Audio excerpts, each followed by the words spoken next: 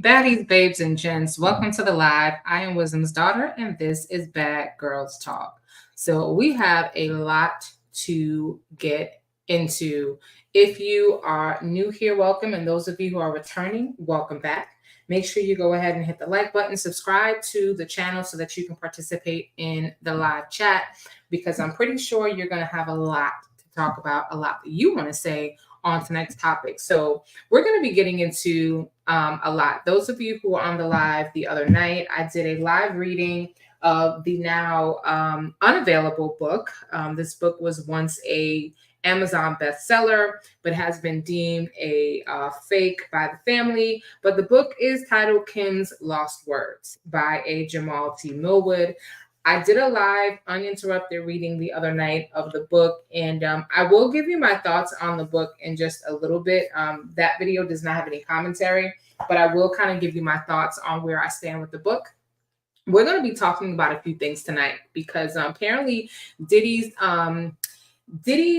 pals, his little buddies are paying victims off in exchange for their silence. There are a number of celebrities that are trying to keep their name out of the news, out of these YouTube streets. And so they are settling these lawsuits left and right. Okay. There's one victim that recently told her story. She's coming out with a lawsuit and she is confirming that the baby oil is laced. And I told you guys before that I don't think the feds were interested in his 1,000 bottles of baby oil, if it was just baby oil. But experts are saying that the baby oil most likely could have been laced with GHB, liquid ecstasy, because it does have that same consistency. So we're going to get into that.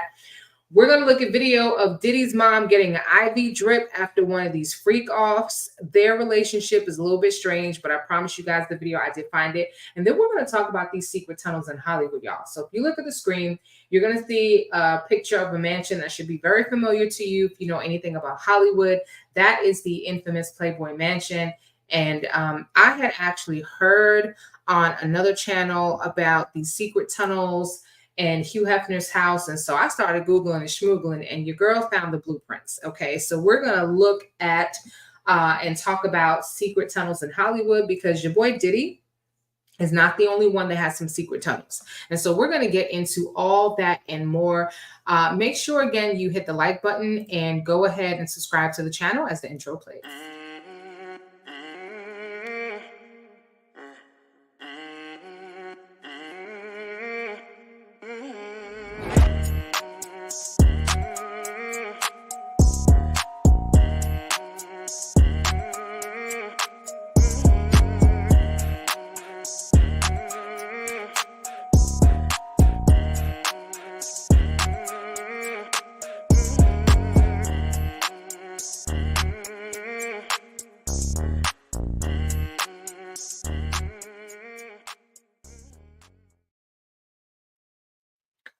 All right, baddies, babes, and gents, let's go ahead and get into it on this lovely Tuesday evening. But first, let me give a shout out to Tiger Lily says hello to everyone's. I've got Listen to Me 301 in the building. Shout out to I Am Mrs. BB, Galatians 6-7, and Leo Lady 251.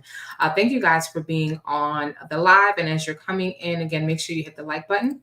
And if you do want to participate in the live chat, you will have to be a subscriber, and it is in subscriber mode for 5 minutes. So subscribe now, and this way, by the time you get ready to give your comment, you'll be all good to go.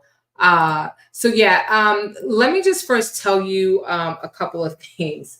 I'm going to give you my my opinion of this book a little bit later in the live because there were some really interesting things that came out in this book, and I have a theory. You may not agree, but it's okay. It's just my opinion. And that being said, let me just give a little quick disclaimer. And so this is an entertainment channel, okay? Real people, real conversations. I do reactions, commentary. And so I am not stating anything as fact. Everything in this video should be taken as alleged, as entertainment, and possibly based on some conspiracy theories or two. Tiger Lily says paying victims off should be illegal because the idea of justice for sale is not the spirit of the law. Well, you know what? I think they're taking a lesson out of Diddy's playbook, because Diddy did not settle with Cassie Ventura, and it opened up Pandora's box. And so you cannot turn on the television set, you cannot open up, your cell phone and open up your social media without seeing something related to Diddy. He is in the news every single second of the day, just about. And speaking of what's in the news, those of you who are tuning in from Florida, the Florida area of the Caribbean, hopefully you have all, if you are in the evacuation zone, that you have evacuated for Hurricane Milton, because this is a monster storm. I took a look at it earlier, and this hurricane is huge. It has very high wind speeds, very small eye wall, and it's looking like it's going to hit Florida as a Cat 3, and it is going to cross over the entire state as a Category 3. And you're talking about the kind of storm that can pull trees, 100-year-old trees right up out of the ground, the kind of storm that can move your house off its foundation. So again, we're keeping everyone in the Tampa area, Orlando, all over Florida in our prayers, and hopefully they have evacuated. Just remember to take these things seriously. So getting back to what we're getting into tonight, I'm going to tell you my initial opinion. This didn't sound like Kim's words, but it doesn't mean that what was described in the book didn't happen. The voice that I got was not the voice of Kim Porter, but it sounded like it was the voice of this author, Jamal T. Millwood, who goes by a completely different name. And I don't have that information up. I'll try to get that for you with this guy's actual name, because I think his name is Chris Todd. And he obtained some files via a flash drive from somebody close to Kim Porter. And he's even said that he can't even verify if the information is true or not. But what I will tell you is that I am wondering if, and this is just a theory, but I'm wondering if the family, and meaning the children, and also I'll Be Sure, are claiming that the book is a fake, that Kim Porter didn't write this, it's not based off any diary that she had, because of the embarrassment. If you guys did not listen to my live the other night where I did the reading and you don't have the book, you need to listen to it. You can hear the whole book in about 90 minutes, and it's a lot. It's heavy. Kim Porter alleges that she engaged in bi activities. So she was with women and men. Okay. I'm not even going to say she, because I don't necessarily believe that this was written in her voice. But again, it doesn't mean that some of the stuff in this book did not happen. But the book states that Kim Porter was forced to engage in a gangbang or have a train run on her while she was pregnant twice. The first time with her son, the second time with the twins. Big names pop up in this book. I'll Be Sure is alleged to have gotten bent over and did some bending with Diddy, with the diddler. And so I'm wondering if that might be the reason why they're claiming it's a fake. Because if you listen to a lot of what was stated, some of the stuff we know, some of the stuff we've heard before, in terms of the beef that was created between Tupac Shakur and Notorious B.I.G. They were friends. We know that Biggie Smalls was trying to leave Bad Boy, right? We know that Clive Davis kind of groomed Diddy a little bit, or he introduced him to a lifestyle where Diddy could live out his fantasies and his proclivities, which I believe were already there, and get away with it. And so, again, I'm not going to say that this is written in her voice, okay? Because there are some things that the author wrote, and then if you look at his style of speaking, it's the same style that he assigns to Kim Porter. But it doesn't mean that what was talked about in this book didn't happen, because apparently Kim Porter was getting it on with Mary J. Blige and a few other people. But anyway, so that's just my quick thoughts on the book. I will probably do a separate review, just a review of some of the things and the topics that came up in the book. And because these are real issues, this is not necessarily a Kim Porter story, but there are a lot of women that get with a man and they ignore the red flags and they end up getting trapped in a relationship that is not healthy. All right. So now that we've gotten that out of the way, I just want to share with you guys really quickly a couple things that's going on with Diddy. So there's an article that came out in page 6, and I'm going to share that article with you right now, actually. So this article is titled "Pals of Sean Diddy Combs Offering Payouts to Victims to Avoid Publicly Being Named in Lawsuits." And I agree with Tiger Lily. I don't think that this should be happening. I think they should be exposed. Absolutely, hands down, should be exposed. But this is what's actually happening. Okay. So there are a number of celebrities who were allegedly involved with Diddy's S crimes. And remember, even the feds themselves said that they have these tapes and that there are some big name Hollywood stars on these tapes.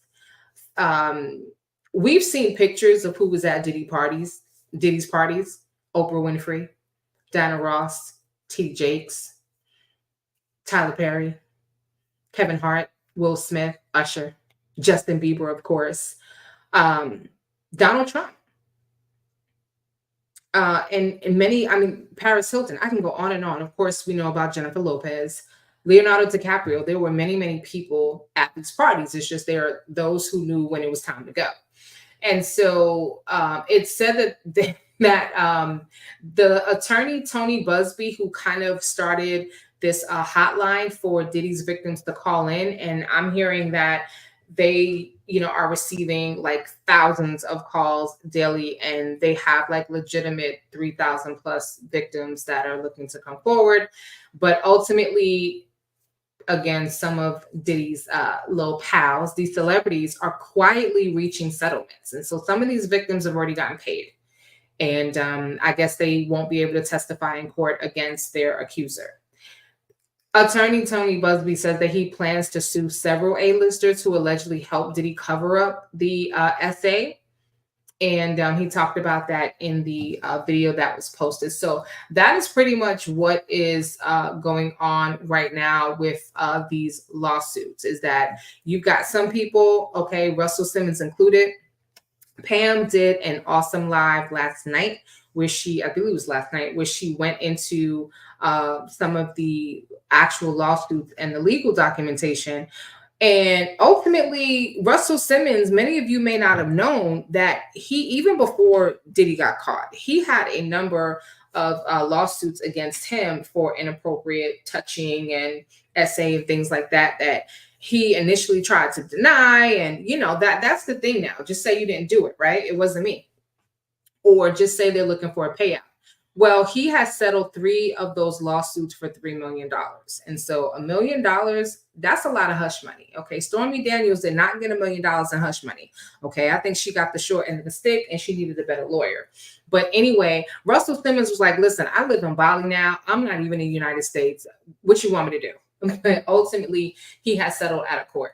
Now, Russell Simmons is not the only one that's having some issues, because are you guys aware about the Garth Brooks R case? Okay. So a woman who's been listed as Jane Roe has come forward with essay allegations against the country star. And so the article says Garth Brooks' accuser claims he is on a desperate mission to keep his fans from learning about the alleged horrors of the essay case.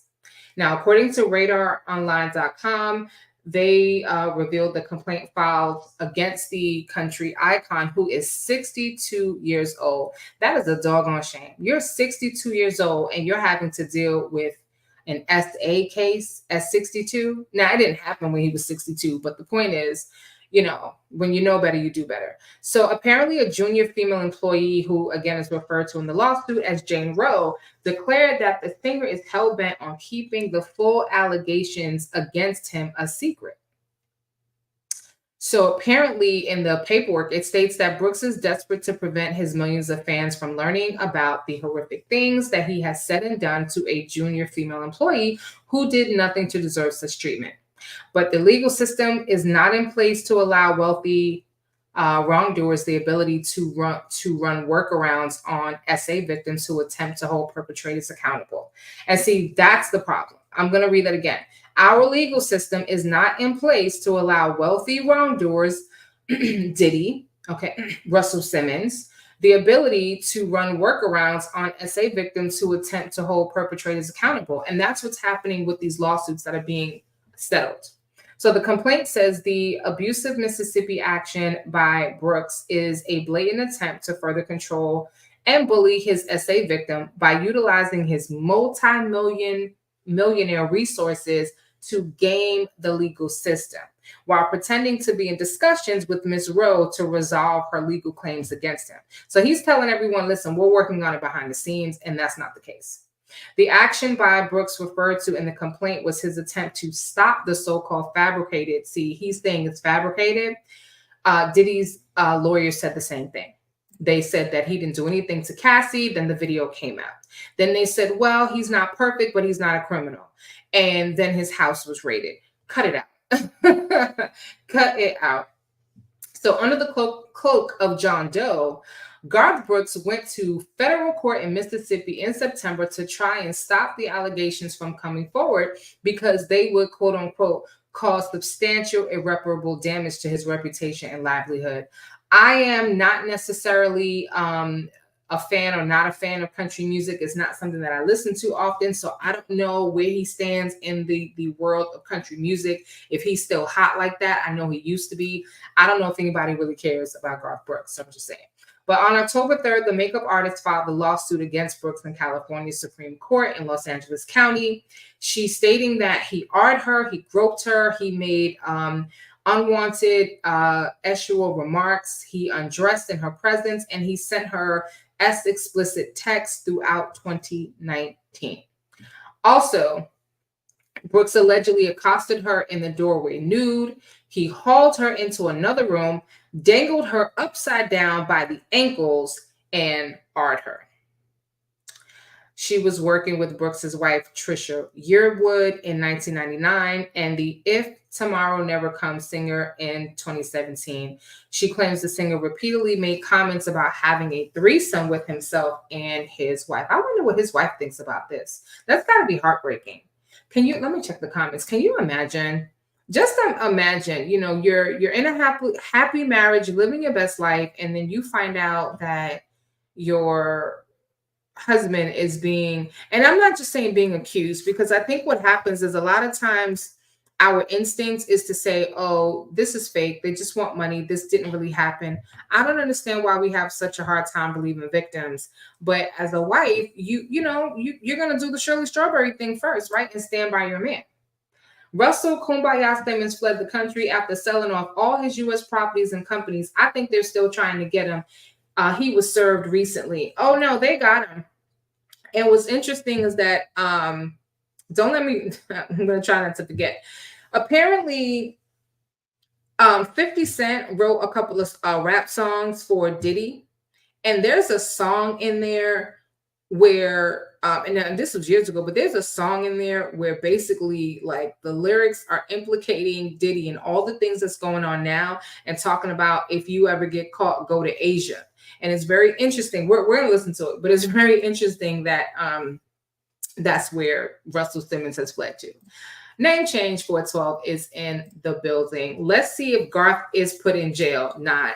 Yeah, we know that depending on what color you are, the justice system may work a little bit different. Okay, I got Kia Elder in the building. Jam says he looks like he smells like 3-day-old bologna water. Oh my God, not bologna water. Not the bologna water. All right, so Garth Brooks' wife is 60 years old. And she actually overheard the explicit comment on at least one occasion. This is what their lawsuit is alleging. And so just like with Shirley Strawberry, as a wife, it sounds like she chose to ignore these things. And, what's done in the dark will come to the light. Listen, I don't know, you guys. 2024 truly is the year of exposure. I mean, it's bad. Everybody is being exposed. And I have a question for you guys. And I'll probably put up a poll in just a little bit, but I have a couple questions for you guys because I want to know your thoughts. All right, so she stopped working for Brooks and moved to Mississippi in May of 2021. Brooks, of course, has denied the allegations. He even took to the stage for his Las Vegas residency days after the lawsuit was filed. So Russell Simmons done hightailed it to Bali, and Garth Brooks went to Las Vegas. Go figure. He said in a statement, "For the last 2 months, I have been hassled to no end with threats, lies, and tragic tales of what my future would be if I did not write a check for many millions of dollars." Oh my gosh. Like, you're not a victim. Stop crying. Just stop crying. You're not a victim. And it's not to say that that doesn't happen, but see, this is the problem. They have the money, they have the celebrity status, and they think they can do whatever they want. And then when they get caught, they cry, "Oh, they're just trying to get my money." It has been like having a loaded weapon waved in my face. Hush money, no matter how much or how little, is still hush money. In my mind, that means I am admitting to behavior I am incapable of. Well, don't say you're incapable of it. Anybody's capable of anything if you catch them on the wrong day. Anyway, ugly acts no human should ever do to another. Tell that to Diddy. His statement continued, "We filed suit against this person nearly a month ago to speak out against extortion and defamation of character." Garth Brooks, I hate to tell you this, but sir, Diddy tried that and it didn't work, okay? And Diddy learns what happens when you don't settle first and you call them out and claim that they're a liar. Well, Cassie returned Diddy's lies with the truth, and it wasn't pretty. "We filed it anonymously for the sake of families on both sides." That's not why they filed it anonymously. They filed it anonymously because he's over here trying to hide, okay, trying to be in the shadows. "I trust the system. I do not fear the truth. I am not the man they painted me to be." You know what's interesting? Diddy's mom said the same thing about him. That's really, really interesting. And I'm going to get into that because we had not heard in all this time from anybody who is Team Diddy. Everyone is silent, but his mom has broken her silence. So we're gonna I'm gonna read her statement in a minute. So his lawyer responded to Brooks's blackmail allegations, saying, "I can't get into the settlement discussions, but the suggestion made by Brooks that he was unwilling to pay millions is simply not true." Okay, and this is the victim's lawyer is saying that that's not true. He's saying that he's not going to settle, but he's going to settle. "It seems as though Sean Combs and Garth Brooks are using the same public relations team by attacking legitimate victims. We are very confident in our case, and over time, the public will see his true character rather than his curated persona." I like that. Diddy tried a curated persona and it didn't work, okay, because everybody got it on video. Diddy did it. Yearwood has yet to comment on the situation, but the couple did sell their $3.3 million home hours before Rose's lawsuit was filed. Dang. Well, you don't sell your home if you're not guilty. Somebody was trying to come up with some bond money or some lawyer money. Trisha sold her home. She's running from the scene.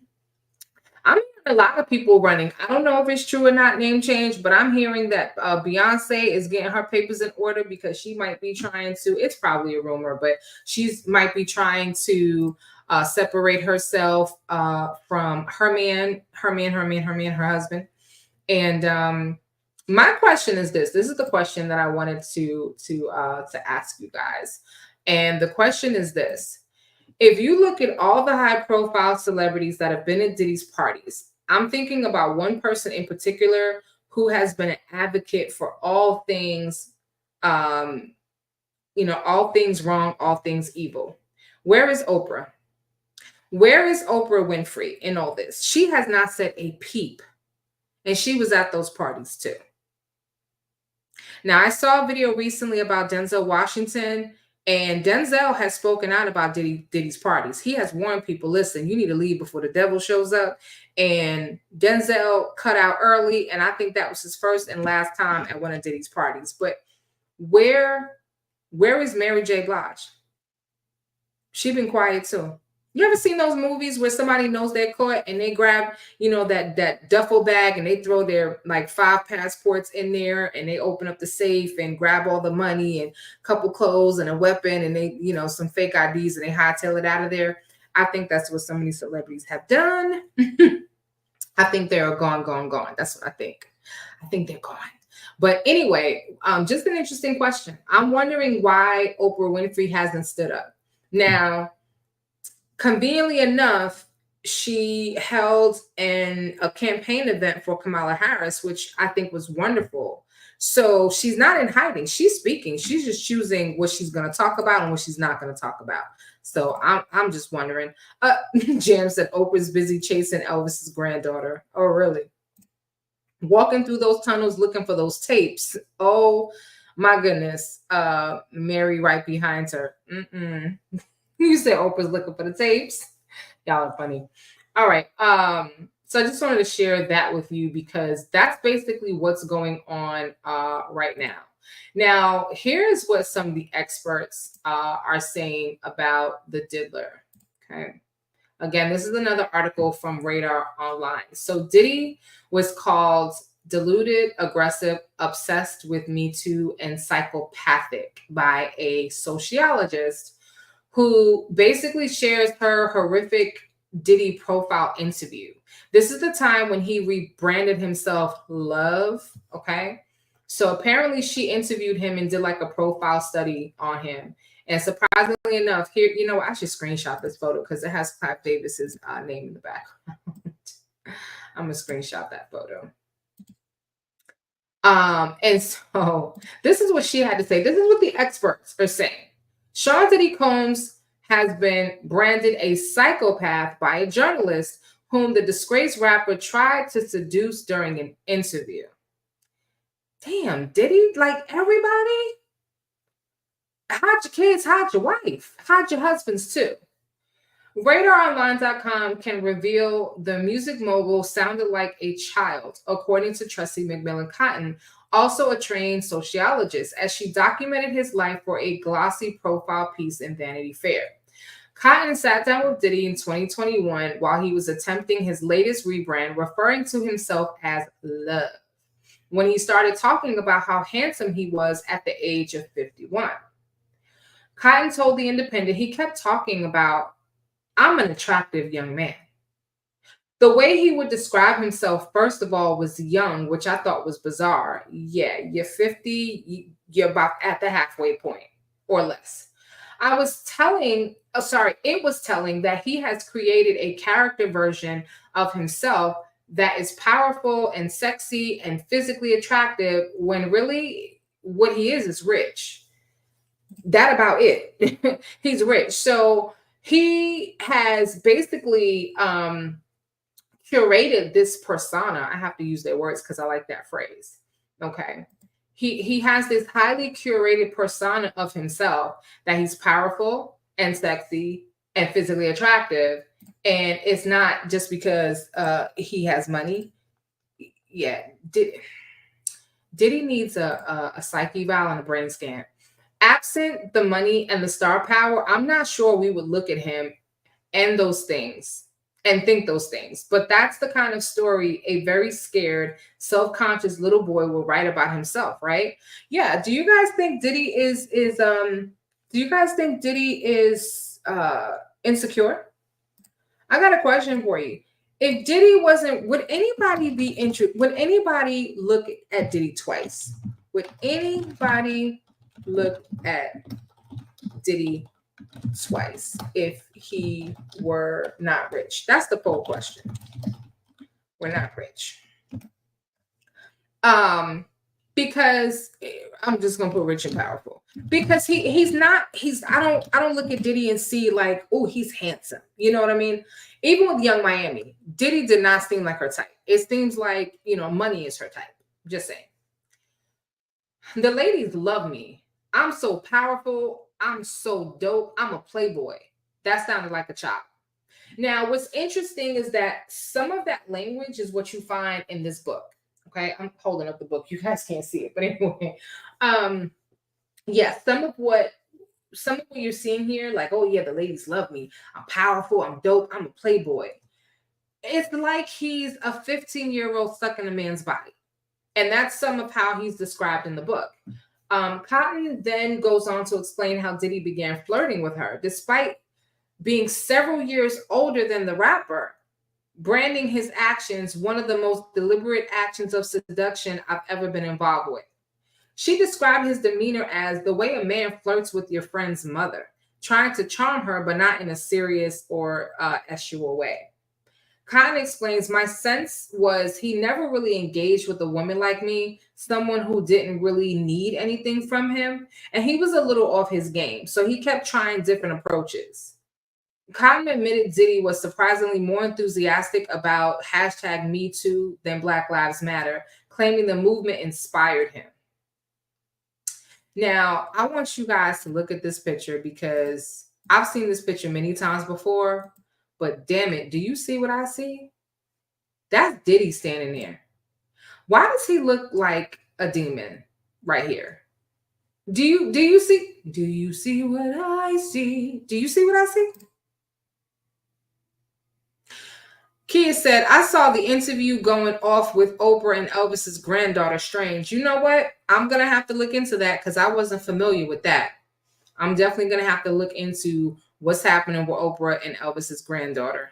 Not sure what happened with that, but I'm definitely going to look into it. He lived in an echo chamber just like MAGA.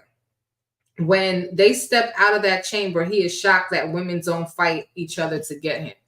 Nobody's interested in Diddy like that. They're interested in his money, and I think deep down he kind of knows that, but you know, he'll lie to himself. But this picture just looked really strange to me.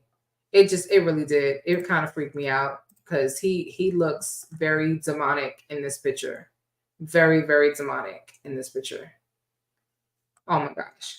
All right. She felt Diddy's apparent admiration for Me Too jarred with his love rebranding.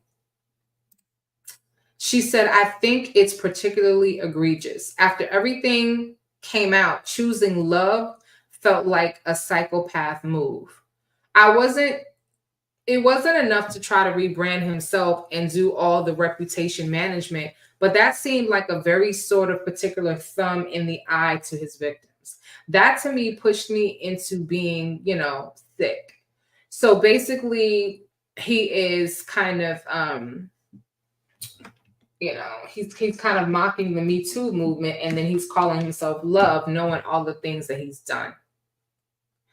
But following his assault on his former girlfriend, Cassie Ventura, coupled with the trafficking charges, the journalist believes that Diddy's rebrand days are over. Yeah, you think? I think what matters now is he has probably been successfully prosecuted in the court of public opinion. And unlike Harvey Weinstein, he doesn't get a comeback. I don't think there's a redemption story for Diddy. Yeah, I don't think we might get a surviving Diddy documentary, but we're not going to get a redeeming Diddy because I don't think this man, I think he is beyond redemption at this point. And going to be a separate video, but I stumbled upon something that went really deep into some of these things that Diddy was doing at these freak off parties. And Kim Porter, let me stop saying Kim Porter. It's just a natural habit. Jamal Millwood writes in this book that Kim refers to Diddy practicing voodoo. Now, that's the language that he used. I don't know if that's the language that she used, but most people's idea of voodoo is not religion, but is a ritualistic practice, like putting spells on people. And that's what's talked about in the book. But there is evidence that Diddy was engaging in some very heavy, scary, satanic, ritualistic stuff at these parties. So when you look at a Justin Bieber and he looks emaciated and dark circles and he looks like a vampire sucked the life out of him. We talked about Jaden Smith the other day. He looked the same way, very sad, very lost, just like a spirit with no soul. You look at Orlando Brown from the Disney Channel, the one that everyone called crazy because he's talking about Diddy gave him the oosh gosh wash. Okay, same thing. Now, interestingly enough, Usher Raymond doesn't look that way, but he might have been the first one groomed by Diddy, as far as we know, in terms of young boys, or at least in the industry that we know of. So why does he look so healthy and whatnot? And why was his career so successful? Because I honestly think that Justin Bieber is just as talented as Usher. Is it possible that Usher was engaging in some of these rituals? right? They described it as like a siphon. You know how you might siphon gas out of a car? Yeah. I'm trying to think of some other people. Brashear. I can't think of his last name. But so I mean the names go on and on and on. But very, very, very, very interesting. Um this sociologist, this journalist says, I think that person is capable of having done almost anything. Speaking of Diddy, she says he was popular, but not in this. But that's not. She says Diddy wasn't powerful enough. He was popular, but that's not the same thing as powerful. So I'm pretty sure this is the end. I think somebody who looked the way that he looked when he hit Cassie in that video and then shrugged it off the way that he did, the moment where he snaps back into character was chilling to me. So apparently she asked him about the Diddy video and he was very nonchalant. I mean the Cassie video and he was nonchalant. So yeah, people have called him a sociopath. And I would agree with that. And yeah, he definitely he might be both. He might be both. To be honest with you, he might actually be both. Yeah. Let me stop sharing for just a second. I'm gonna check in with your comments. Yes, yes, yes, yes. And it was somewhat backed up or confirmed by Cat Williams about this god or goddess little g that they're praying to. And so I know people have joked about like they're into the Illuminati, whatever that is with the triangles and all that, but they said it's deeper than that. It's way way way way way way way way way way deeper than that. So yeah, basically we pretty much all get and know that Diddy's crazy. All right, so before we get into this, before we take a look at the Playboy Mansion and look at these blueprints, okay, we're gonna get into this in just a second. I'm just giving you a little teaser. I'm gonna get into it in just a second. Okay, we're going to look at these blueprints. This is actually the real blueprint of the Playboy Mansion. I'm going to get into that in just a second. But I want to talk really quickly about Diddy's relationship with his mom. And before I do that, I just want to let you guys know that June's Poetry has a book called Shooting Stars at Sky, the poetry of play. And so it's available on mamaskitchenpress.com if you guys are interested in that. Okay. So he doesn't just call himself June's Poetry, he actually does poetry. And so again, the book is called Shooting Stars at Sky, the poetry of play. And you can pre-order a copy of the book. I haven't been to the website yet, so I can't tell you what the price of the book is. But again, we want to make sure that we support each other's business ventures and whatnot. So if you have time to go to mamaskitchenpress.com, go check it out. Okay, so yeah, prepare yourself because this right here is some absolute foolishness. Like I don't even know what to say. But we're gonna get into two things. We're going to talk about this IV drip, okay? Because there's a whole video out there of Diddy's mom on an IV drip. We've seen videos of Diddy on the IV drip, but what about the mom? All right, that's first of all. And then second of all, there's another victim. I thought I had it up. I'm trying to find it. There is another victim who has come forward, and she basically described her encounter with Diddy, and apparently Diddy threatened her with a knife, and then like squirted baby oil all over her. Now we're all adults here, okay? If y'all have ever played around with some baby oil, it's not easy to stay on your feet when you're messing with baby oil. It's slippery, you're falling all over the place. It's like pigs being in mud. You know what I'm saying? So that's not something you just want to squirt every doggone way, okay? Because you might break your neck playing around with the baby oil. So what other reason would he have to squirt baby oil on this young lady? let's look at this article, and then we're going to jump into Diddy's mom, because this is like the third time that this has come up with someone mentioning that those bottles of baby oil that was in Diddy's house was not just baby oil alone. And I kind of agree with that, because what do the feds care about some baby oil? Okay, he had 1,000 bottles of baby oil, so what?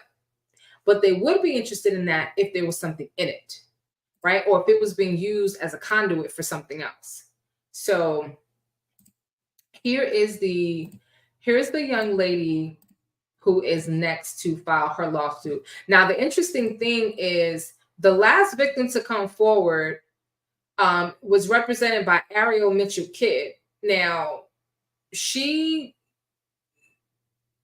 Ariel Mitchell Kidd, I guess, decided to no longer represent that victim. The victim wasn't listening to her. The victim was doing interviews all over the place. And if that wasn't the victim, then forgive me. But one of the recent victims, she decided that she's no longer going to represent, but she is representing this young lady. Okay.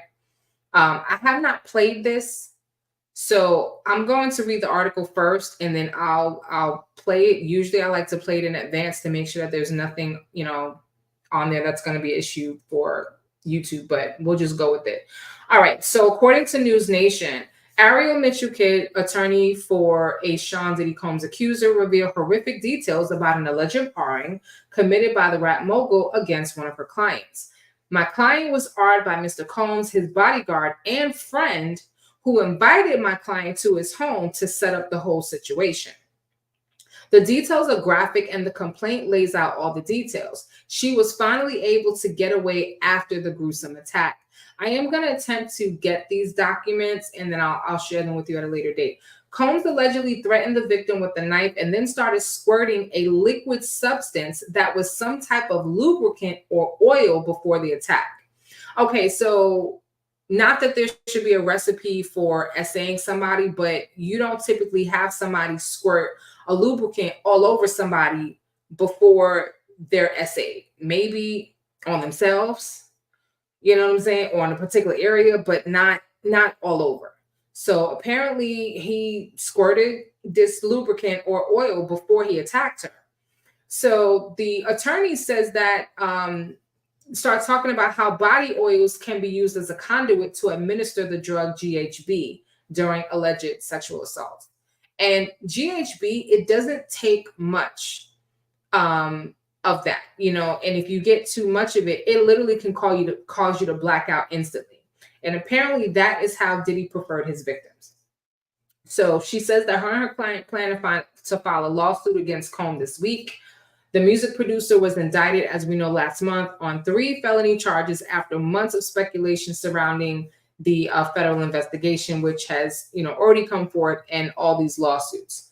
A number of high-profile people have spoken out against Combs, according to this article. Like who? Since the indictment, several high-profile voices have spoken out against Combs. The lawyers, well, that's what they're getting paid for. So I'm trying to figure out who are these high-profile voices that have spoken out against Combs, because all his people are silent. You don't hear a peep. Hollywood is MIA, okay? I'm going to have to go to Google Maps and see if the Hollywood sign is still there, because, in my imagination, the Hollywood sign done took a vacation.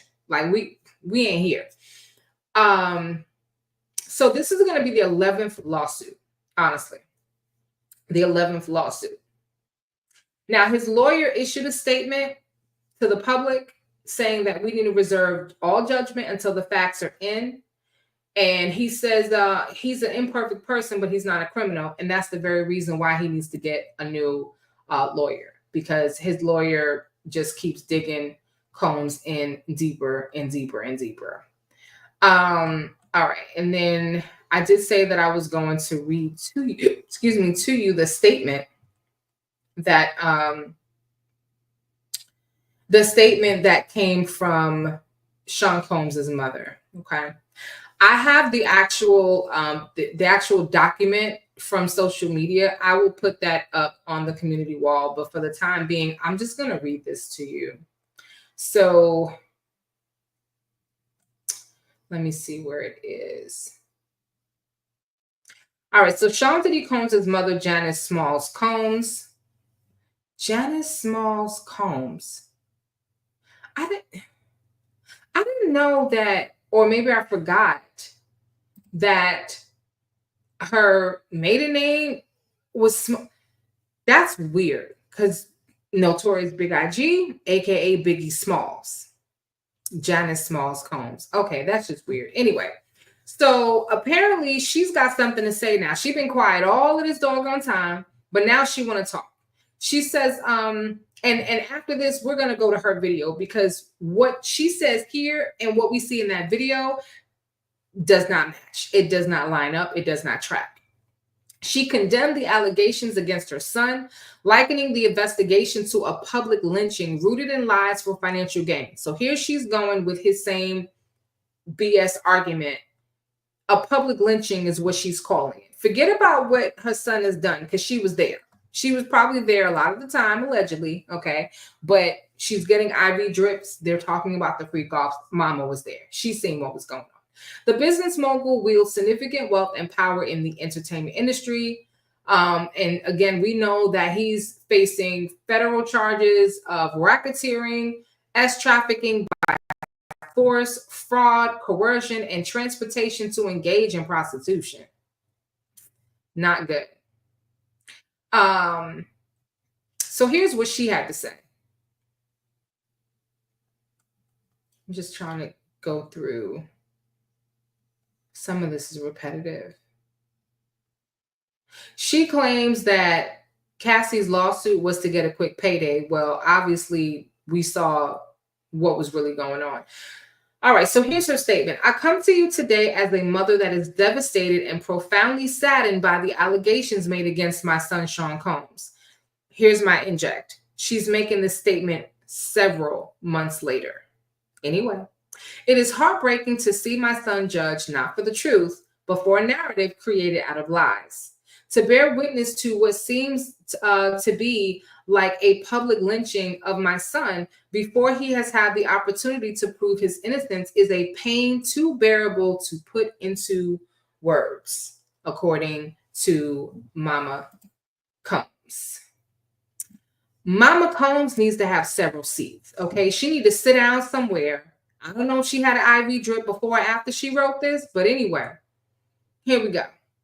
Like every human being, my son deserves to have his day in court to finally share his side and prove his innocence. Yeah, you're preaching to the choir. We know. I am not here to portray my son as a perfect person because he is not. We know. My son may not have been entirely truthful about certain things, such as denying he has ever gotten violent with an ex-girlfriend when the hotel surveillance showed otherwise. Y'all tell me what y'all think about this letter in the chat. I'm not even going to give my commentary. I'm going to read the rest of this letter, and you guys tell me what you think about this letter in the chat. My son may not have been entirely truthful about certain things, such as denying he has ever gotten violent with an ex-girlfriend when the hotel's surveillance showed otherwise. Sometimes the truth and a lie become so closely intertwined that it becomes terrifying to admit one part of the story, especially when the truth is outside the norm or is too complicated to be believed. This is why I believe my son's civil legal team opted to settle the ex-girlfriend's lawsuit instead of contesting it until the end, resulting in a ricochet effect as the federal government used this decision against my son by interpreting it as an admission of guilt. I got to interject here. One thing. He settled or attempted to settle after Cassie went public, not before. So what is she talking about? It is important to recognize that none of us, regardless of our status, are immune to fear or mistakes. Not being entirely straightforward about one issue does not mean my son is guilty of the repulsive allegations and the grave charges leveled against him. Many individuals who were wrongfully convicted and later exonerated had their freedom taken from them because they were guilty of the crimes they were Sorry, let me roll that back. Many individuals who were wrongfully convicted and later exonerated had their freedom taken from them, not because they were guilty of the crimes they were accused of, but because they didn't fit the image of what this society considers to be a good person. Lord help me. History has showed us how individuals can be wrongfully convicted due to their past actions or mistakes. Watching the world make jokes and laugh at my son's life crumbling before our eyes is something I can never forget. It is truly agonizing to watch the world turn against my son so quickly and easily over lies and misconceptions without ever hearing his side or affording him the opportunity to present his side. These lies thrown at him are motivated by financial gain and not justice. These individuals saw how quickly my son's civil legal team settled his ex girlfriend's lawsuit, so they believe they can receive a quick payday by falsely accusing my son. False allegations of sexual assault thwart true victims of sexual violence from getting the justice they deserve. To make matters worse, the federal government is now using these lies to prosecute my son. This injustice has been unbearable for our family. The worst part of this ordeal is watching my beloved son be stripped of his dignity, not for what he did, but for what people choose to believe about him. I ask his supporters, fans, colleagues, friends, and the public not to judge him before you've had the chance to hear his side. I beg you to think about those who have been wrongfully persecuted, to remember that not everyone who has made mistakes in life deserves to have their entire existence judged by a single action or a few mistakes. My son is not the monster they have painted him to be, and he deserves the chance to tell his side. I can only pray that I am alive to see him speak his truth and be vindicated. Janice Smalls Combs. Oh my God. This is the biggest load of crap that I've ever seen in my life. What? What, for real? Wow. Mm, mm, mm, mm. For real? Yeah. What y'all think about this? Matter of fact, you know what? I'm just gonna go ahead and drop the link. I'm gonna go ahead and drop the link now. And y'all tell me um wow. So let me couple of things. Just a couple of things. This sounds like it was written by Sonia Luther King. Okay. Going in about those who were wrongfully convicted and yada yada yada. That doesn't apply to your son. Sorry. Now, yes, he does deserve his day in court. He does deserve a fair trial. And by law, we must presume him to be innocent until proven guilty. But he's already been proven guilty by the extreme, exorbitant amount of evidence against him currently. This is not circumstantial. It's not a lynch mob or public lynching, as she said. Okay. Where, first of all, she started out by basically saying that her son is a liar. You know what? Let's take a minute to break this thing down. Let's take a momentito. Un momento to break this thing down.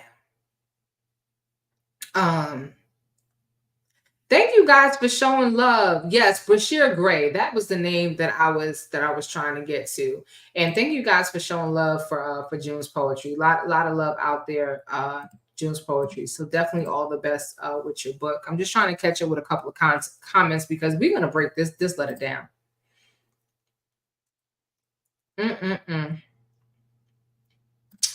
Oh, the book is an anthology. I have 2 poems in the book. Okay, that's awesome. Well, I'm definitely gonna look into it.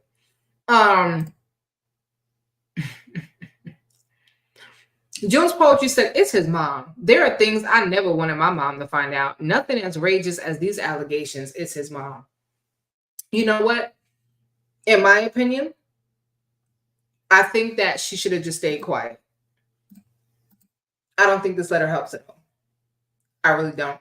And 100% of y'all said that, yeah, if it wasn't for Diddy's money and power, nobody would be looking at him twice. So let's break this thing down. Because here's the thing. Yes, that's your son. And when your son does right, you need to stand up for your child. She knows her son is wrong. So basically, you're standing behind the lies. She's devastated and profoundly saddened by the allegations. Why did it take her this long to respond? That's my first question.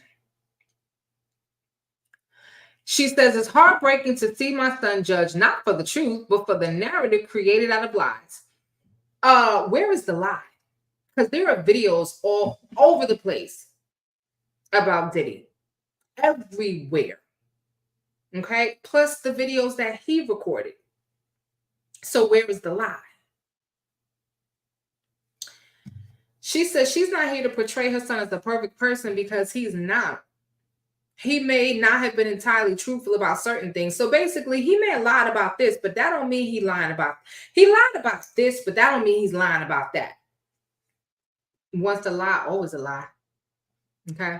You tell a lie like that and in that manner, because you have some people who don't admit or deny. They just don't say anything.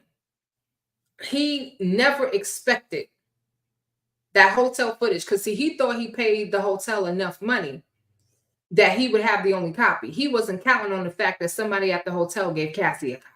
Just saying. He wasn't counting on that. So he was fully confident when he called her out and called her a lie. Then he's trying to say he believes his son's legal team opted to settle. They didn't opt to. He had no choice. He had no choice.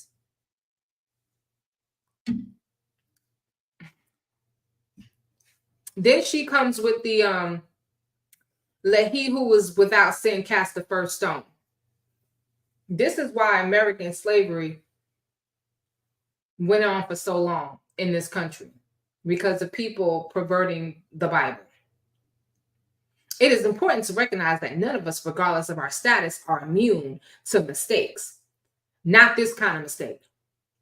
Putting a knife to a woman's neck and covering her in baby oil laced with GHB to subdue her. That's not a mistake. A mistake is I stepped on your foot. A mistake is I had a poor judgment call. You know, I went out partying and was buying bottles instead of paying my rent. That's a mistake. A dumb one. These are not mistakes. Sorry. She's talking about some people were wrongfully convicted because they didn't fit the image of what society considers to be a good person. That argument not going to work either. And if this was an attempt to gain support, listen, this is just laughable to me. The lies thrown at him are motivated by financial gain and not justice. How do you justify that when he lied about what he did to Kathy and then we saw what he did? I mean, he vehemently denied it. Now she's saying false allegations. So yeah, I know he lied about this, but he's telling the truth over here. This letter is way too long. Way too long. Now, there are a lot of jokes going around, and Diddy is basically losing everything. But look at the magnitude of harm that this man has done to teenagers, little boys, young women, young men, his child's mother, his own mother. Because allegedly he slapped the daylights out of his mama for getting up in his business. And on that note, since mama wants to play the humble mama who did her best to raise her son right, let's see how well you know, she struggled to raise her son right. Because this right here is a hot mess. It really is. It really, really is. So what we're going to look at are two videos of Diddy and his mama together. And you guys tell me what you think. You can see that they have a close relationship. I can tell you that. It's just not a healthy one. It's not a healthy one. Yeah, my mom's single. Yeah, for real. Mom do know how to have a good time. She ain't sitting in the house playing. They outside moving and shaking, baby. She come with me to the strip club. I don't care. For real. It's my dog. You know, I want to live life. We out here moving and grooving. My mom told me, she just said, keep moving, baby. That's right. Keep moving. She don't stop. She could touch the floor with her palms. You know, flat. Oh. She can touch the floor with her palms flat. Do you guys see the IV drip? Now, Diddy's blocking most of it, but you can actually see the IV line going down here. At first, I thought, what, they got it hooked up to the trees? And we try to catch it. We'll see it better in the next video. But if you look just to the left of the brim of his hat, that little white thing, and then if you look down by Diddy's ear, that's the IV line, okay? Let's look at the next video.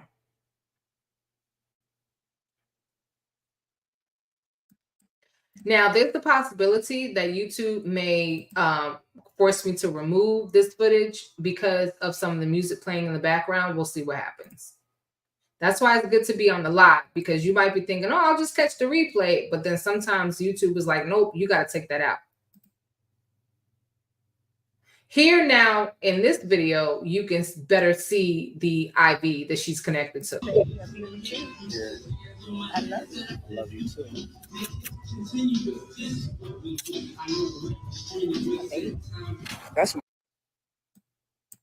Do y'all see it now? Now, I don't know. I've never seen an IV pole look like this. So I don't know what they have the IV line hooked up to. But, yeah. That's my hero right there. Ain't nobody like your mama. I give all thanks and glory to God for my mother. So some wild rumors are floating around about Diddy's mom, Janice, and her shady past, and now former Bad Boy artist Maze has joined the chat with claims that Janice holds all the receipts of Diddy's alleged crimes. There's also been a lot of speculation over the years about Diddy and his mom's strange dynamic, with some sources even alleging that Janice helped orchestrate those FO sessions. Not only that, but rumors also popped up recently that Janice couldn't stand Diddy's ex, Kim Porter, because she was scared Kim would expose Diddy's business to the world. So what's the deal with Diddy's mom? Did she enable Diddy's behavior all these years? Let's get into it. Biggie ain't here, so Big can't give you no receipts. He dead. Craig Mack can't give you receipts. He dead. What are you talking about? Who else? Black Rob can't give you receipts. He dead. And everybody else, you made sign paperwork so they can't talk about what I'm talking about. Every day, it seems like there's a fresh... So that's probably about all of that video that I'm going to play. But as you can see, yes, he did kiss his mama on the lips, and you know, it's a little weird. His mother's 83 years old, so I don't see anything wrong with that. But you know, you going to the strip club with your mama, you getting IV drips with your mama. Like, what was mom doing at the freak off that she had to get an IV drip? That's what I'm trying to figure out. The language is a little overboard based on what I saw on that tape in the hotel. Also, the rant in that office, just because you say it forcefully doesn't impress people. Drive into the history of a mom and dad's previous occupation. Oh, drive into the history of his mom and dad's previous occupations. Your research might make this behavior by Diddy make more sense. It does. June's poetry, I have looked into it. You know, his dad ran the streets. Okay, he was about that life. He was a street dude, okay, a street ninja, as we would say today. His mom was a quote unquote model, but she served as a madam for a little while. Okay. Now, his former head of security, or his former personal bodyguard, said that Diddy's father was unalive because he snitched. But I heard another story, allegedly, that Diddy's mom found out that his father was cheating on her. And so she went to the boyfriend of the girl that he was messing with. It was like, listen, my husband is messing with your girl. They at the hotel right now. This is where they at. And she expected this dude to rough him up a little bit, beat him up a little something, something to teach him a lesson. But instead, he unalived him. Now, I don't know if that's true or not. I can't even tell you. Either one of them is very plausible, if you out here snitching. But I've heard that story and it just didn't sit with me that that's the way that he went out, because apparently the police cornered him and he was trying to get somewhere and he just told them whatever he told them just to get the police out his face. And then, the people found out that he snitched and they took his life. But I don't know if I agree with that. Him kissing his mama in the lips is suspect of incest. Yeah, it sure could be. It sure could be. So, all right. So on that note, we're about an hour in. So now what we're going to do is we're going to get into what's going on at the Playboy Mansion. Okay.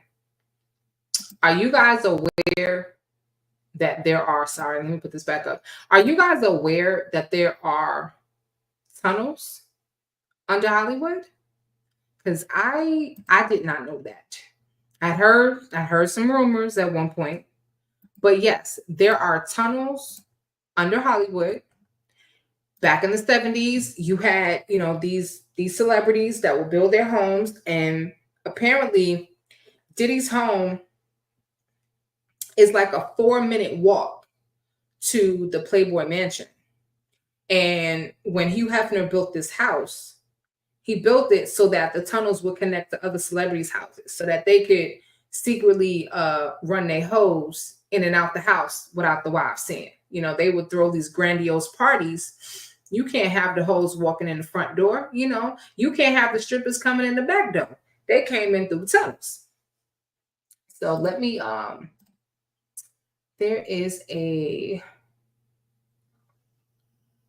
there's an article that I want to read first, and doggone it, I minimized it. Hang on one second.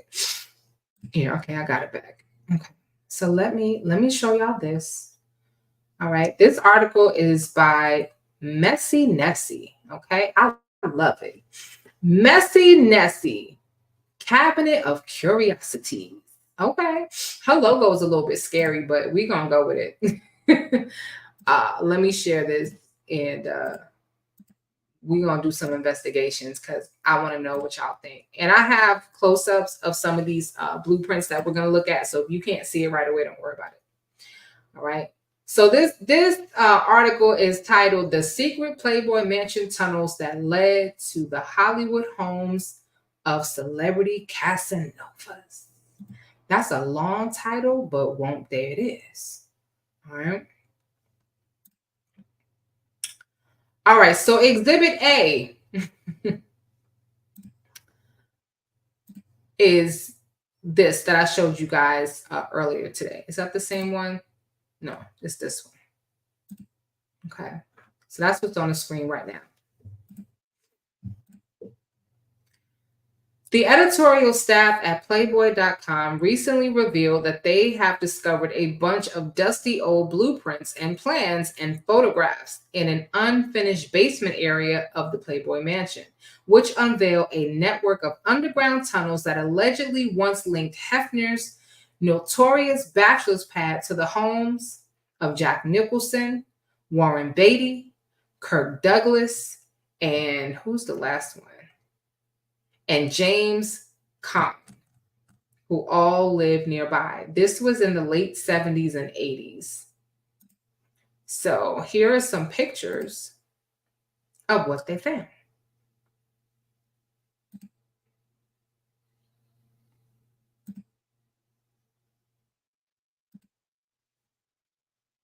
Now, this was before Diddy was even doggone born.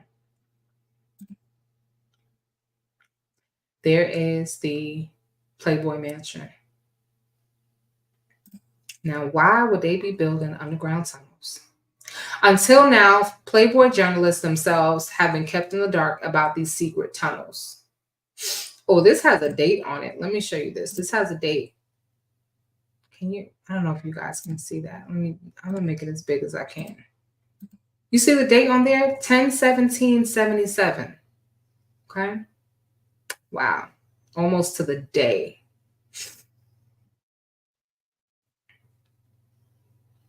Playboy journalists themselves have been kept in the dark about these secret tunnels, which is somewhat surprising since Playboy did begin first and foremost as an editorial magazine. And this, to say the least, is quite the scoop.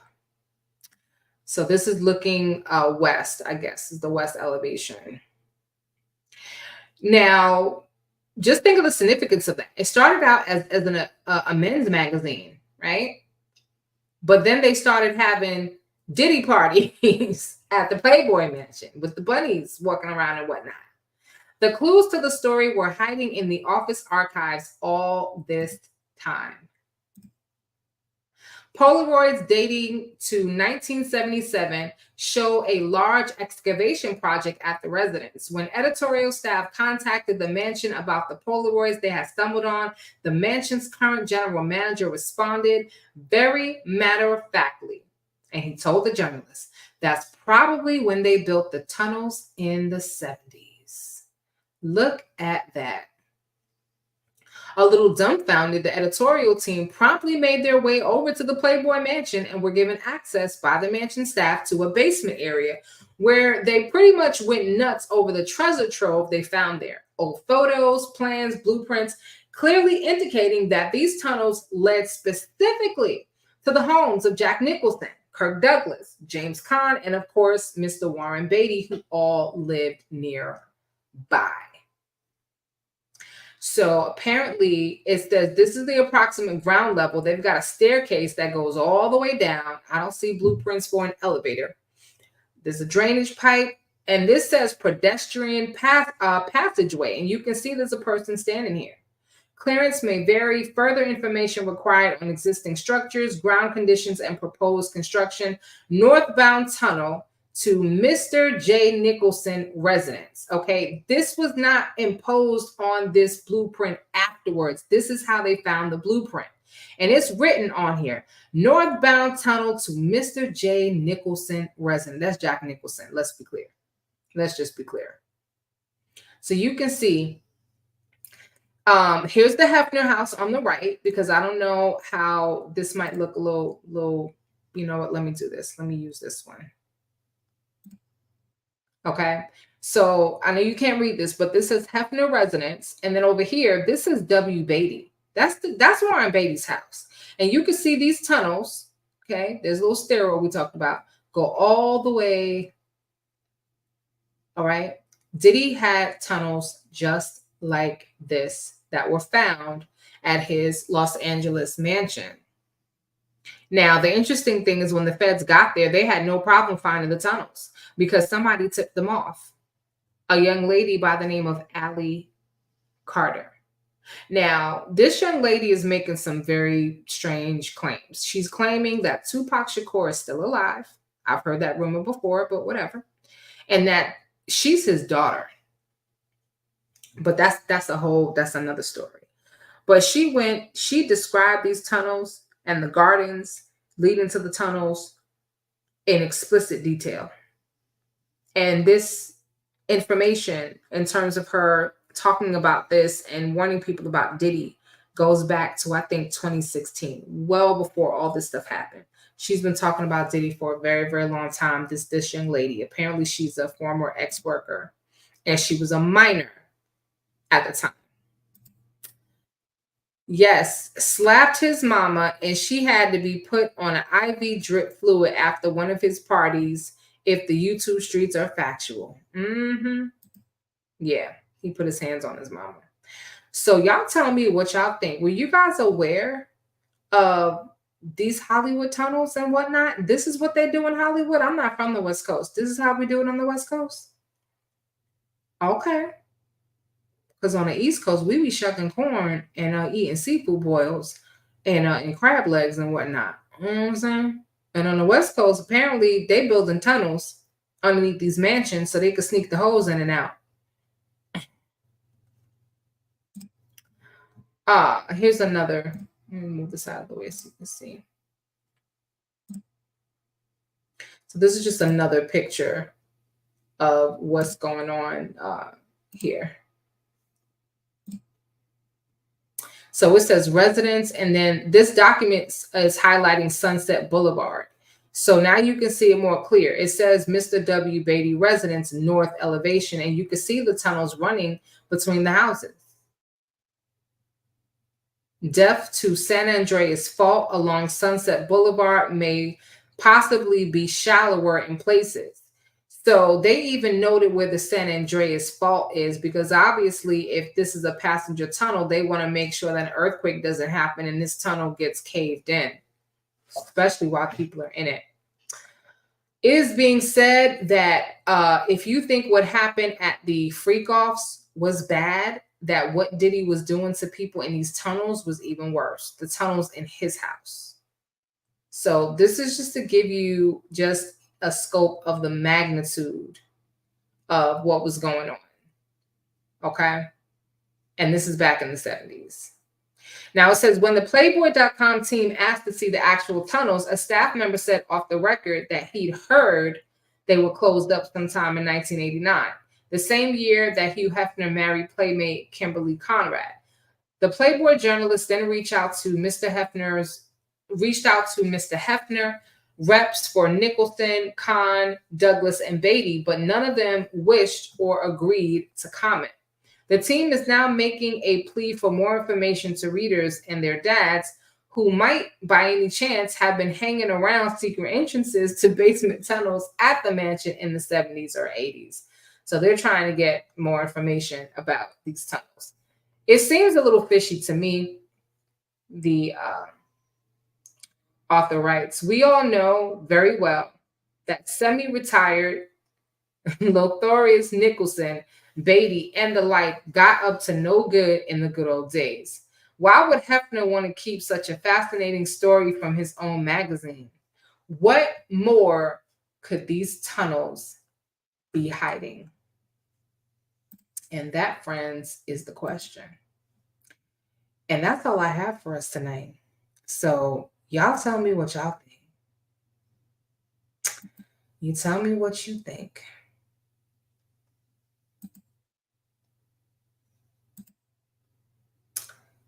Tunnels under the Playboy Mansion. So if they was doing that in the 70s, not that difficult to do that currently. So I haven't seen pictures of the tunnels at Diddy's house. If I'm able to get blueprints of his house, I'm going to try. I'm going to Google and schmoogle. Some of you might want to Google and schmoogle and let me know what you find. But yeah,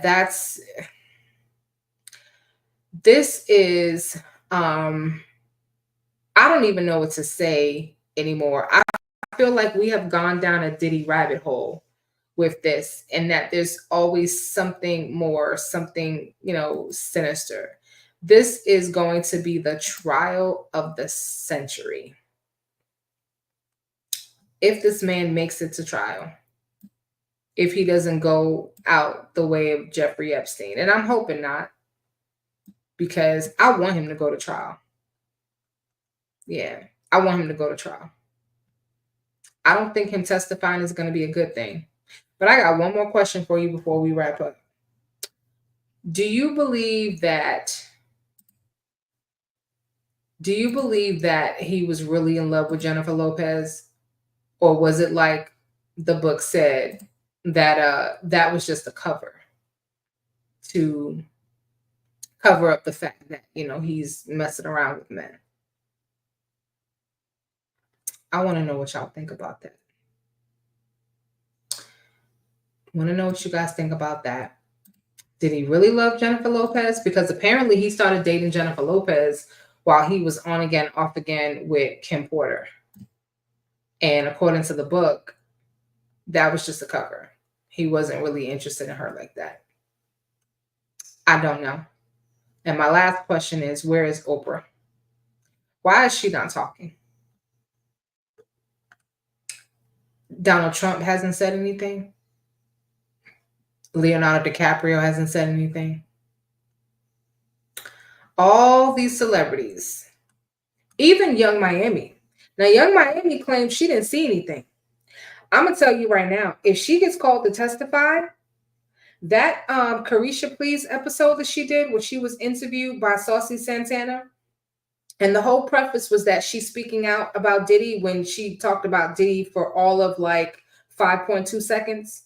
Basically, she said, I didn't see any of that. That's going to come back to bite her in the behind. I truly, truly believe that. Because, see, that's the thing. These celebrities say things in the moment. But then when this goes to trial and they start rolling that stuff back, you know, social media is evil to some extent. You can't, everything is documented. You can't lie, you can't hide any of that. But anyway, I think when they roll back those tapes and then they show her tape, it's going to be a problem. Because she claims that she didn't see anything. She don't know anything, she didn't see anything, and that's not the person that she knew when allegedly Mary J. Blige groomed both her and attempted to groom Megan Thee Stallion. So anyway, baddies, babes, and gents, I feel like Galatians, whoo child. There will be a lot of them coming out during this trial. I can't wait. We sure can't. When I tell you that this is the trial that I'm waiting on, this is a true national trial. I'm just waiting for a trial date to be set so I can put in my Rule 22. That's what I'm waiting on. But anyway, baddies, babes, and gents, thank you so much for being on the live. I hope you guys enjoyed yourself. I hope the information was informative as we keep you updated on the whole Diddler situation, because it's really a whole mess. It's the whole mess. It's a whole situation. And yeah, a lot of heads gonna roll. If this is 2024, I'm nervous as all get out to go into 2025. But make sure you hit the like button. I'm Wisdom's daughter. And on that note, I am signing off. Everyone, you have a good night.